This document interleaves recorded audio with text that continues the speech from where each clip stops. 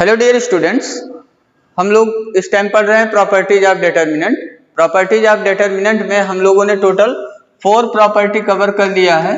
अगर प्रॉपर्टी आप रिकॉल करिए तो प्रॉपर्टी नंबर 1 में आपको क्या बताया गया है, if we interchange rows and columns of a determinant then the value of determinant remains unchanged.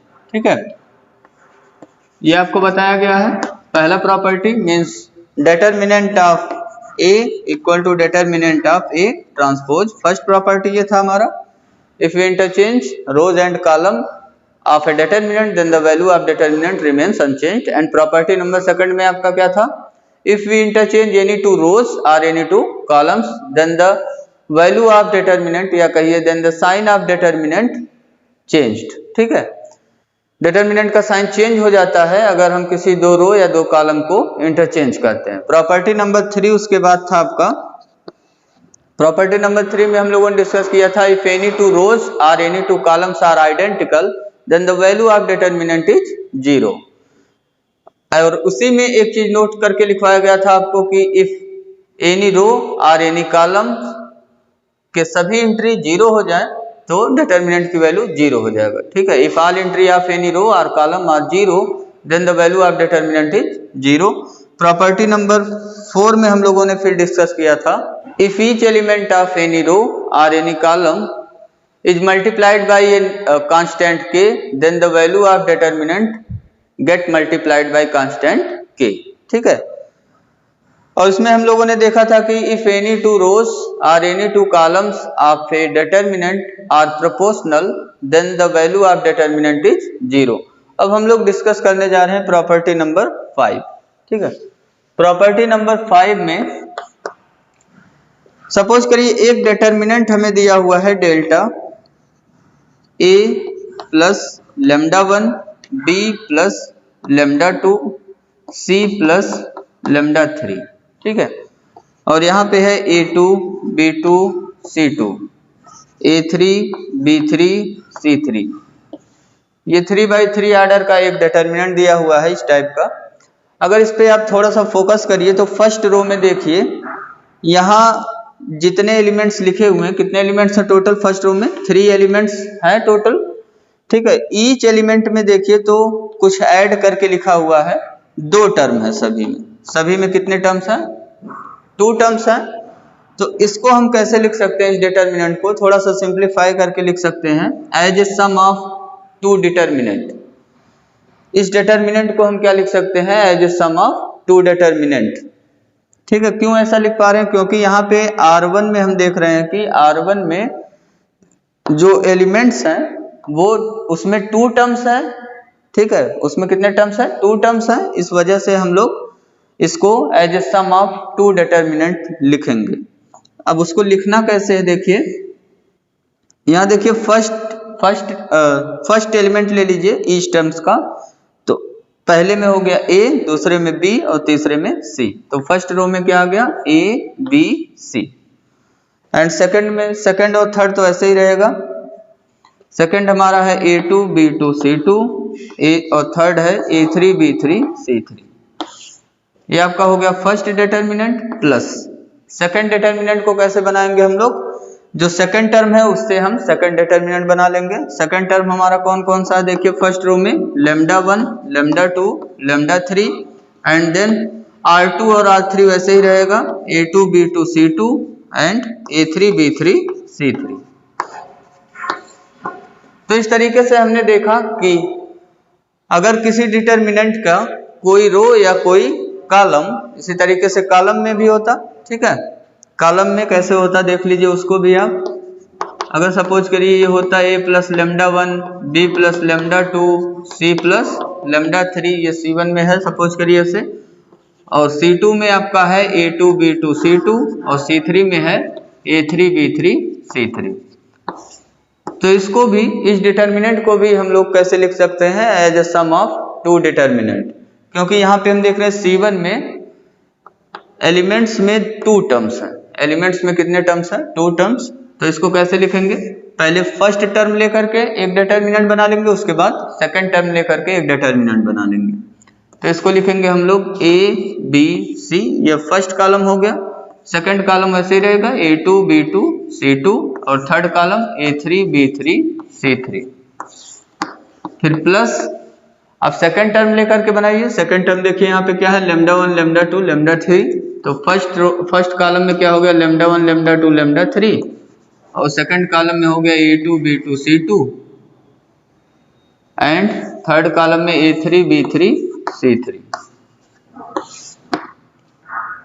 तो इस तरीके से हम लोग डिटर्मिनेंट को as a sum of determinant express कर सकते हैं। ठीक, अब एक चीज यहाँ पे और देखिए, सपोज करिए इस R1 में ऐसा होता A प्लस λ1 B प्लस λ2, और यहाँ पे केवल C है। ठीक है, C प्लस करके नहीं दिया हुआ, इसमें एक सिंगल टर्म है और इन दोनों में हम देख रहे हैं 2 टर्म्स है। तब भी हम चाहते हैं कि इसको as a product of 2 determinant हम लोग लिख लें। कैसे लिखेंगे देन, तो जहां जो C है सिंगल टर्म्स है, इसके जगह पे हम क्या लिखेंगे, C प्लस 0 लिख देंगे। ठीक है, तो इसको जब ब्रेक करेंगे तो पहला टर्म लेकर के पहले लिखेंगे, A B और C लेकर के एक डिटर्मिनेंट हमने बनाया, प्लस सेकंड टर्म लेकर के डिटर्मिनेंट बनाएंगे λ1 λ2, और यहाँ देखिए कुछ ऐड नहीं है तो λ3 के जगह पे फिर क्या हो जाएगा, यहाँ पे 0 हो जाएगा। ठीक है, तो इस तरीके से आप एक्सप्रेस कर सकते हैं। तो प्रॉपर्टी हमें क्या मिला यहाँ से, प्रॉपर्टी नंबर 5 में हमें मिला कि इफ सम का मतलब कुछ एलिमेंट्स, ठीक है, if some or all elements of any row और any column is the sum of 2 or more terms, is the sum of 2 or more terms। यहाँ हम देख रहे हैं 2 टर्म्स का है।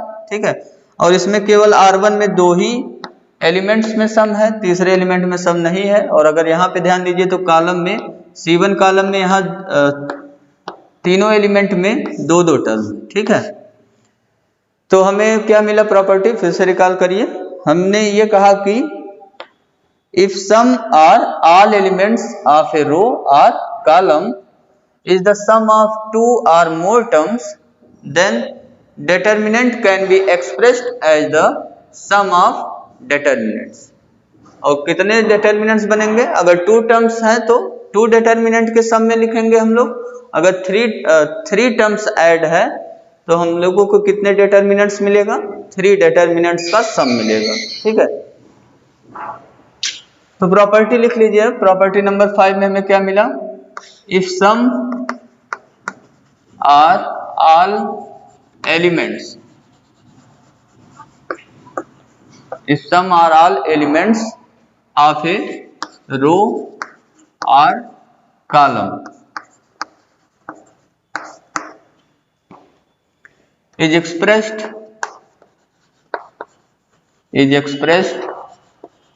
as the sum of 2 or more terms, 2 or more terms, then determinant can be expressed as the sum of 2 or more determinant, as the sum of 2 or more determinant।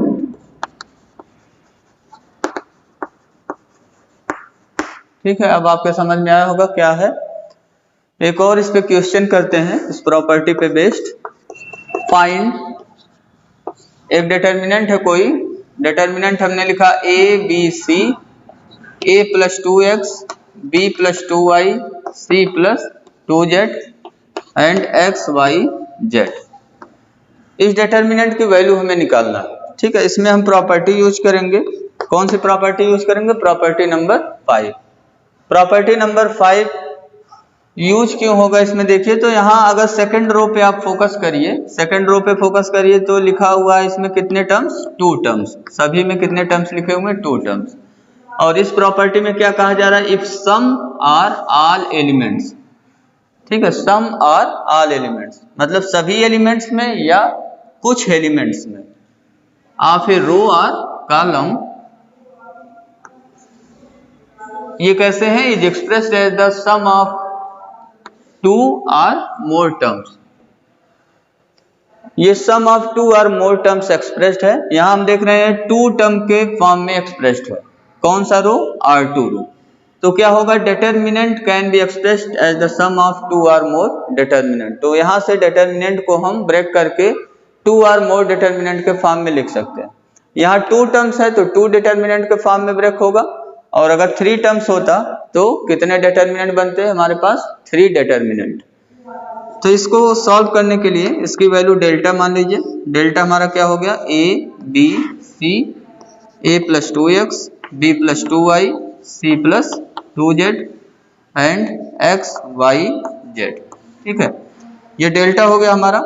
इस पे property number 5 use करिए तो इसको हम as a sum of two determinant express कर सकते हैं। पहले फर्स्ट एलिमेंट लेकर के एक डिटर्मिनेंट बनाएंगे, देन सेकंड एलिमेंट लेकर के एक डिटर्मिनेंट बनाएंगे।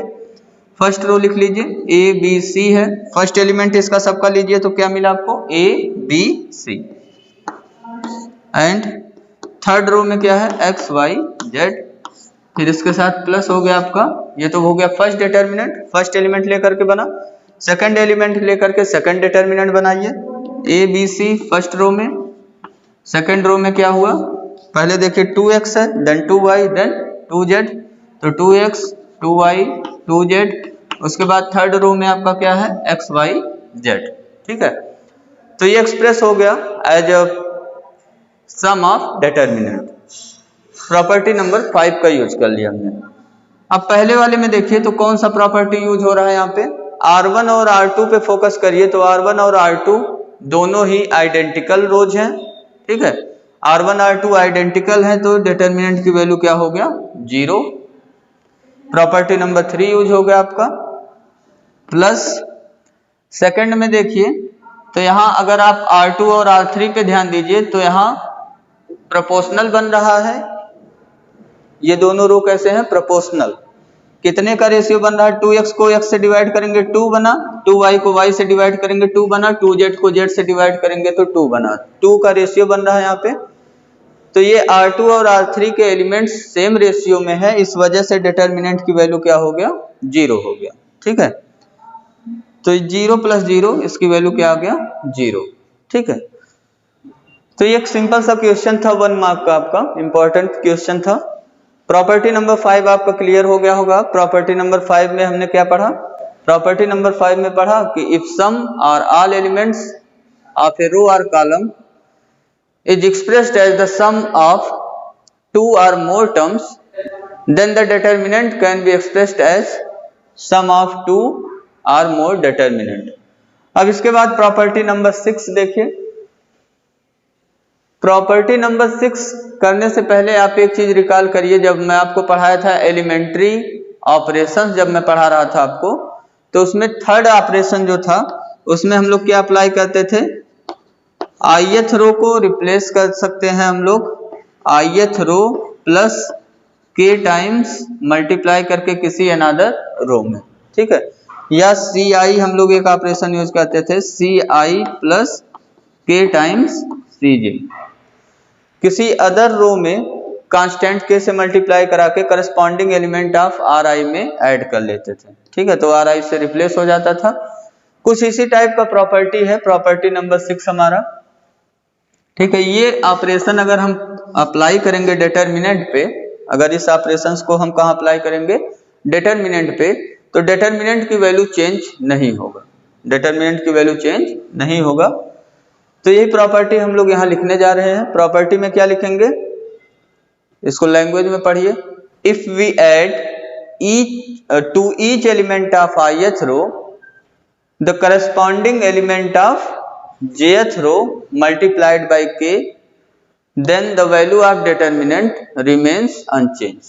ठीक है, तो इसको लिख लीजिए आप। if we add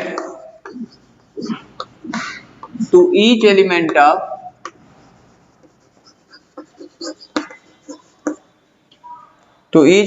of any row यहाँ आर आई हमने नाम दिया आर कॉलम।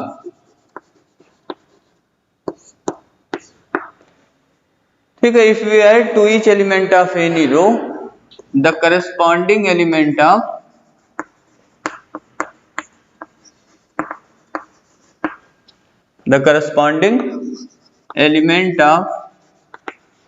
another row, इसका नाम हमने क्या दिया R J, multiplied by constant K, multiplied by constant के,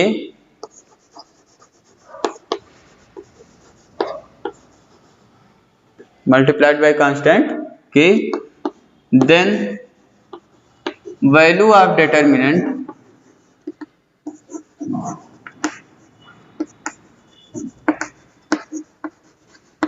remains unchanged।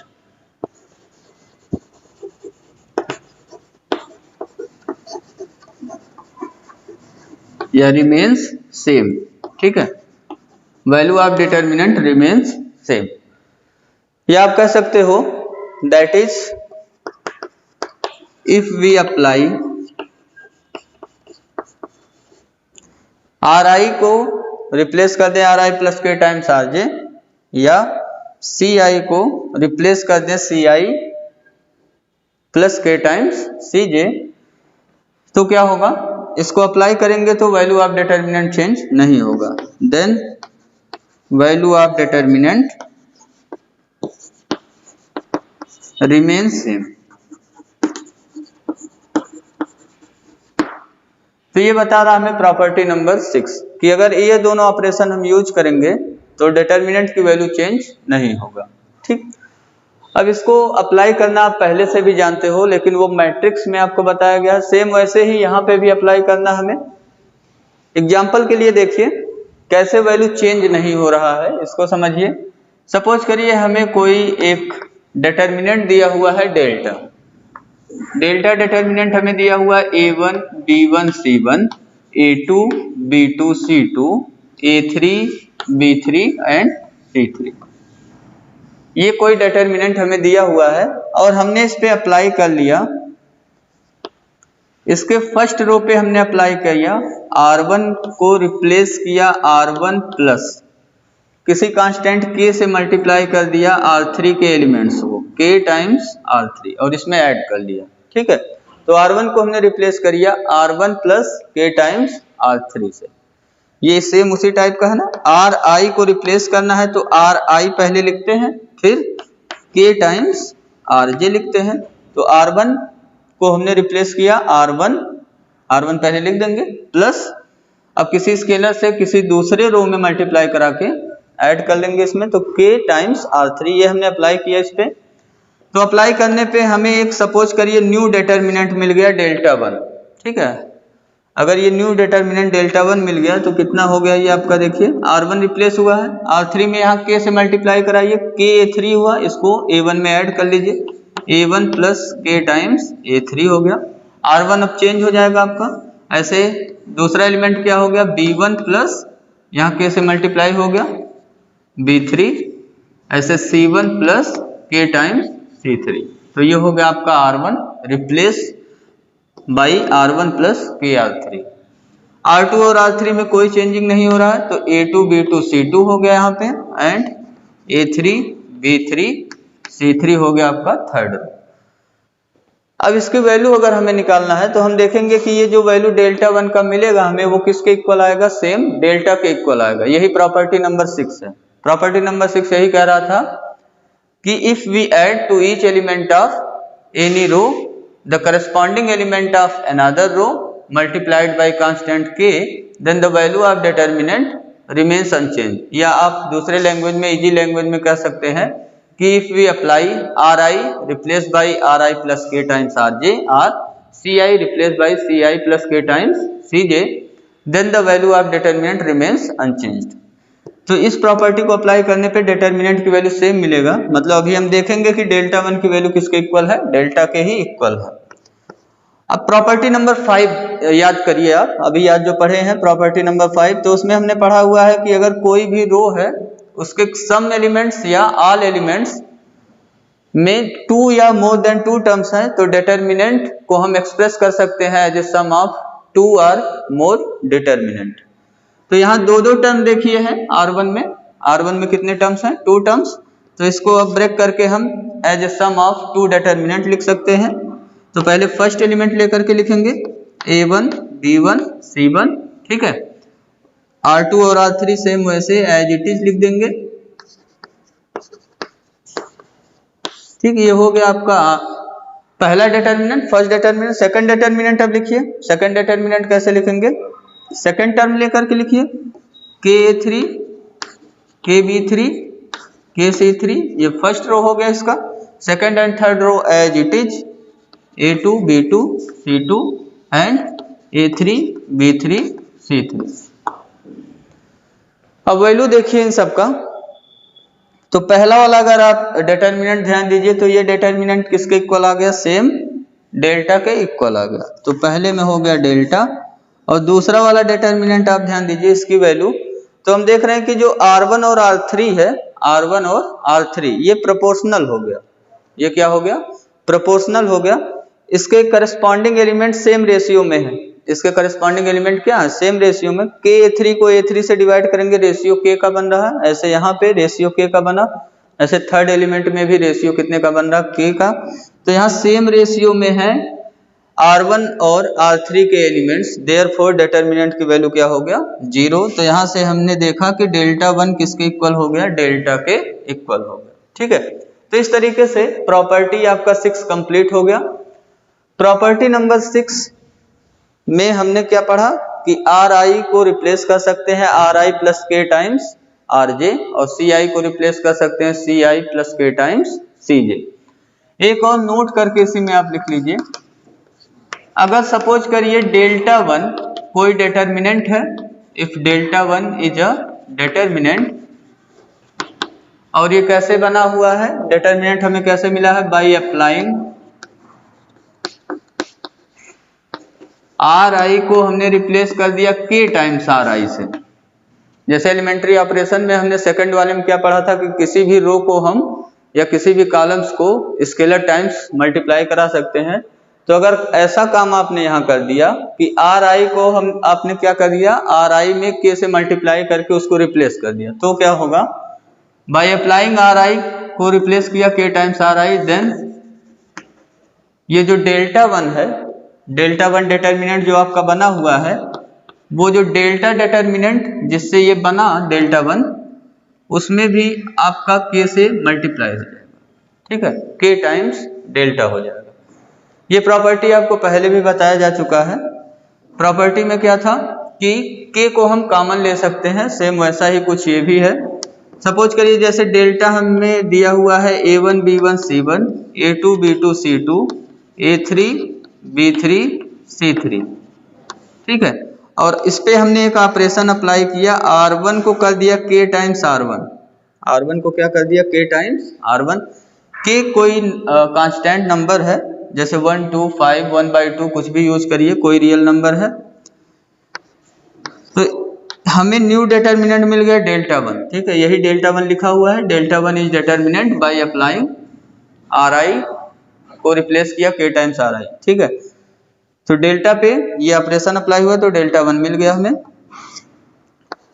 K A1 और एज इट इज ये रहेगा A2 B2 C2, A3 B3 C3, ठीक है।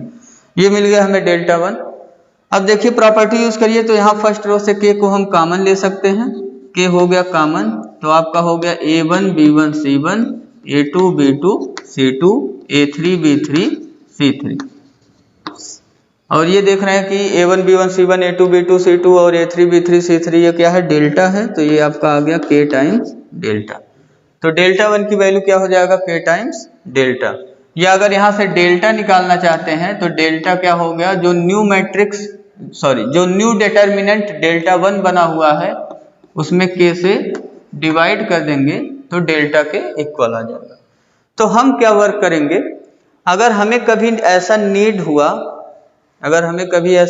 और नीड पड़ेगा जब हम क्वेश्चन सॉल्व करेंगे, अगर हमें लग रहा है कि इसमें अगर ए से या बी से या के से मल्टीप्लाई करा दें तो हमारा रिजल्ट कुछ रिजल्ट जो प्रूव करना है वो प्रूव हो जाएगा, तो हम लोग क्या करेंगे, सपोज करिए अगर R1 में के से मल्टीप्लाई करने से हमारा रिजल्ट प्रूफ हो जाता है तो हम लोग R1 में के से मल्टीप्लाई करा देंगे, के A1 के B1 और के C1 ये बन गया, और A2 B2 C2 A3 B3 C3। ठीक है, R1 में के से मल्टीप्लाई करा देंगे, लेकिन क्या करेंगे, बाहर डिटर्मिनेंट के बाहर जिससे मल्टीप्लाई कराए हैं उससे हम क्या कर देंगे, यहाँ पे डिवाइड कर देंगे। ठीक है, यहाँ ध्यान रखना कि के की वैल्यू क्या होना चाहिए, not equal to 0। Non zero number से ही मल्टीप्लाई कराएंगे और यहाँ पे फिर नॉन जीरो नंबर उसी से क्या हो जाएगा, डिवाइड। तो देखिए रिजल्ट के ऊपर कोई इफेक्ट नहीं पड़ेगा, यहाँ से के कॉमन लेंगे तो के बाहर होगा, कॉमन हो जाएगा, के से डिवाइड हो जाएगा, तो आपको यही डेल्टा की वैल्यू मिल जाएगा। ठीक है, तो ऐसा काम हम कर सकते हैं, किसी भी रो में अगर किसी आप नॉन जीरो नंबर से मल्टीप्लाई करा रहे हो तो उस नॉन जीरो नंबर से डिटर्मिनेंट के बाहर हम क्या करा देंगे, डिवाइड। ऐसे मान लो इसमें L से मल्टीप्लाई करा दिए सेकंड रो में, तो यहाँ L से क्या हो जाएगा, डिवाइड। ऐसे यहाँ M से मल्टीप्लाई करा दिए थर्ड रो में, तो यहाँ M से क्या हो जाएगा, डिवाइड। ठीक है, अब आप समझ गए होंगे क्या है ये। तो इस तरीके से कंप्लीट हो गया आपका प्रॉपर्टीज, जितने भी प्रॉपर्टीज थे हम लोगों ने कवर कर लिया। ठीक है, अब हम लोगों को प्रॉब्लम सॉल्व करना है।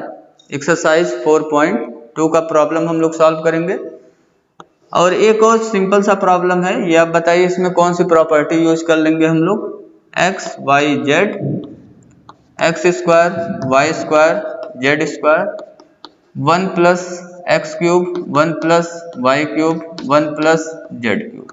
ठीक है, ये सपोज करिए कोई डिटर्मिनेंट है, इसमें कौन सी प्रॉपर्टी यूज कर लेंगे हम लोग, पहले प्रॉपर्टी नंबर 5। ठीक है, प्रॉपर्टी नंबर 5 आपको दिख रहा होगा, यहाँ C3 में ईच एलिमेंट्स में 2 टर्म्स है, तो ये 2 डिटर्मिनेंट्स में ब्रेक हो जाएगा। तो इसमें क्या होगा, X Y Z, X square Y square Z square, और यहाँ पे फर्स्ट एलिमेंट लेकर के पहले डिटर्मिनेंट बनाएंगे। एक डिटर्मिनेंट हो गया कंप्लीट, दूसरा determinant X Y Z C1 as it is, C2 as it is, and C3 में X cube Y cube and Z cube. अब अगर सेकंड डिटर्मिनेंट पे आप थोड़ा सा ध्यान दीजिए, तो सेकंड डिटर्मिनेंट में देखिए कुछ कॉमन मिल रहा है आपको। फर्स्ट रो में देखिए क्या कॉमन है, x कॉमन, सेकंड रो में y common, and third row में क्या कॉमन है, z कॉमन। तो ये आपका हो गया x y z, X square Y square Z square, और यहाँ 1 1 1, ये हो गया पहला डिटर्मिनेंट। दूसरे वाले में फर्स्ट रो से x कॉमन लिया आपने, तो x बाहर हो गया डिटर्मिनेंट के, सेकंड रो से y common and third row से z कॉमन हो गया आपका। तो फर्स्ट रो से जब x कॉमन लिया तो यहाँ बचा आपका फर्स्ट रो में 1 x X square, and second row में क्या बचेगा, 1 y Y square, and third row में 1 z Z square. First row से x कॉमन हुआ, सेकंड रो से y, थर्ड रो से z। तो ये डिटर्मिनेंट हो गया। ठीक है, इस तरीके से हम प्रॉपर्टी को अप्लाई करेंगे। कुछ प्रॉपर्टीज आपके माइंड में, टोटल जितनी प्रॉपर्टी पढ़ाया गया 6 प्रॉपर्टीज, वो अपने माइंड में आप रखना, और प्रॉब्लम बहुत ही इजीली सॉल्व हो जाएंगे हमारे जो भी क्वेश्चंस हैं 4.2 के। Thank you, have a nice day.